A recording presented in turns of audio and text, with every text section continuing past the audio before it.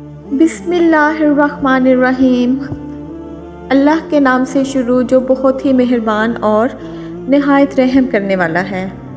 آج میں آپ کو بنی اسرائیل قوم کے ایک ایسے شخص کا واقعہ سناؤں گی جو بہت ہی عبادت گزار تھا اور اپنی قوم میں عابد کے نام سے مشہور تھا۔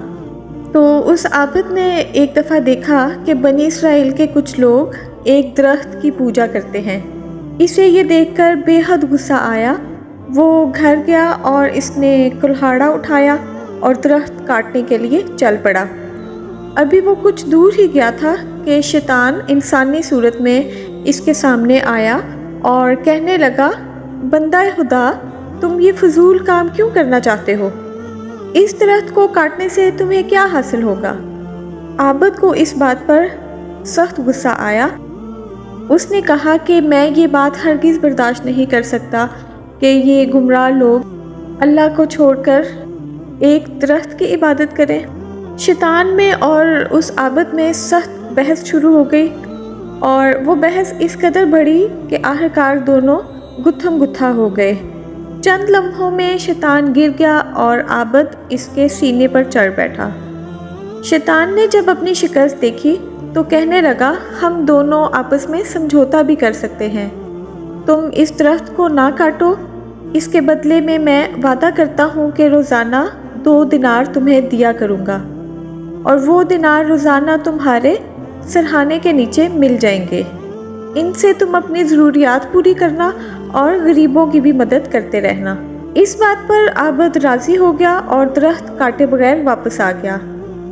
2 دن تک تو عابد کے سرہانے 2 دینار ملتے رہے، لیکن تیسرے دن سے یہ سلسلہ بند ہو گیا۔ عابد نے کچھ دیر انتظار کیا، پھر غصے سے بھرا ہوا وہ دوبارہ سے کلہاڑا لے کر درخت کاٹنے کے لیے چل پڑا۔ راستے میں پھر شیطان کھڑا نظر آیا۔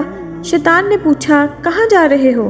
عابد نے کہا، درخت کاٹنے جا رہا ہوں۔ شیطان نے کہا، میں تمہیں ہرگز درخت کاٹنے نہیں دوں گا۔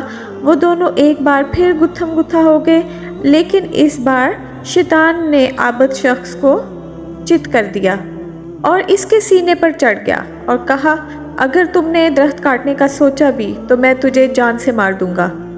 عابد نے ڈر کے مارے کہا، میں تم سے وعدہ کرتا ہوں کہ اب درخت کو ہاتھ بھی نہیں لگاؤں گا، بس تم مجھے چھوڑ دو اور یہ بھی بتاؤ کہ پہلی بار تم ڈھیر ہو گئے تھے، مگر آج تم نے مجھے چت کیسے کر دیا؟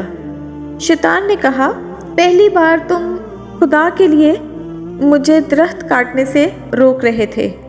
شیطان نے کہا، پہلی بار تم خدا کے لیے درخت کاٹنے جا رہے تھے اور تمہاری نیت خالصتاً خدا کو راضی کرنے کی تھی، اس لیے میں چت ہو گیا، کیونکہ میرا بس ان لوگوں پر نہیں چلتا جو خلوص دل سے اللہ کے لیے عمل کرتے ہیں۔